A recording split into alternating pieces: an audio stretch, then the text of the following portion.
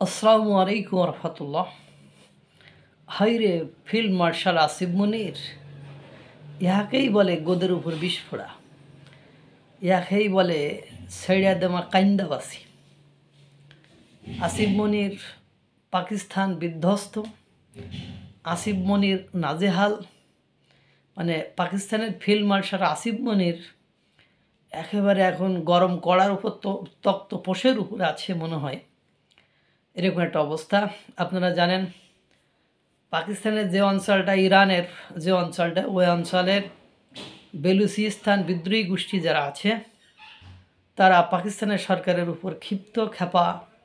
তারা পাকিস্তান যে সরকার, শাহবাজ সরকার, field marshal Asif মনির এবং সেনা সমর্থিত যে সরকারটি রয়েছে তাকে সহ্য করতে পারে না, হজম করতে পারে না।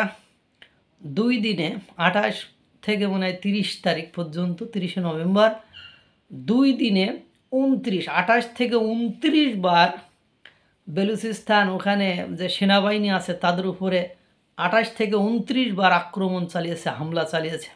তাতে করে জায়গায় মারা গেছে 30 থেকে 37 জন বা এরকম, এবং আরও 20 জন হয়তো বা হাসপাতালে বিভিন্ন জায়গায় সেনাবাহিনী শেষ হয়ে গিয়েছে।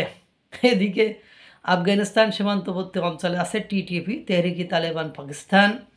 এদিকে বিএলএ আছে, মানে বিএলএ না পিএলএ, টিএলটি মানে তেহরিকে লাব্বাইক পাকিস্তান, তারা আছে।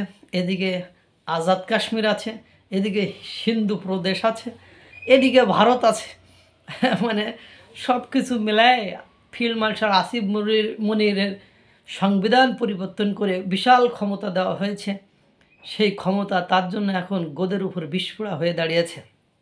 2 দিনে কমপক্ষে 46 জন পাক সেনার জীবন অবসান ঘটেছে, জীবনের এহকালের কর্মকারযোগ্য সাঙ্গ হয়েছে। এরা আসে অন্যদের সাথে লাগতে, অন্যদের সাপোর্ট করে আরেকজনের সাথে যুদ্ধে লাগিয়ে তাদের ধ্বংস করার প্ল্যান প্রোগ্রাম করে। আর যারা এদের পামে পড়ে, এদের কথাবার্তা শোনে, তাদেরকে যে আল্লাহ কী ধাতু দিয়ে, কোন জ্ঞান দিয়ে, কোন বুদ্ধি দিয়ে গঠন করেছে আমি জানি না। তারা মুখে বলতেছে ইসলামিক স্টেট রাষ্ট্র প্রতিষ্ঠা করবে, অথচ তাদের দেশে যে টিটিপি তেহরিকে তালেবান পাকিস্তান রয়েছে তারা বলছে যে শরিয়া আইন বাস্তবায়ন না হওয়া পর্যন্ত আমরা আক্রমণ চালাতে থাকব, মানে পাক সেনাদের উপর। এদিকে বেলুচিস্তান সেম কাজটাই করছে, অর্থাৎ বেলুচিস্তানে যে মানে খনিজ মিনারেল পদার্থ, যেটার কারণে মার্কিন যুক্তরাষ্ট্র পাকিস্তানকে সাপোর্ট করে বা হাইলাইট করার চেষ্টা করেছে, ঠিক সেগুলো বেলুচিস্তানে অবস্থিত। আর বেলুচিস্তানে গেলেই তাদেরকে একেবারে নাজেহাল দফা রফা করে ফেলে। এটা কিন্তু খুবই বিপজ্জনক একটা অবস্থা। পাকিস্তান বিধ্বস্ত, আসিফ মনির বিধ্বস্ত। 2 দিনে পাকিস্তানের 46 জনে খতম পাক সেনা।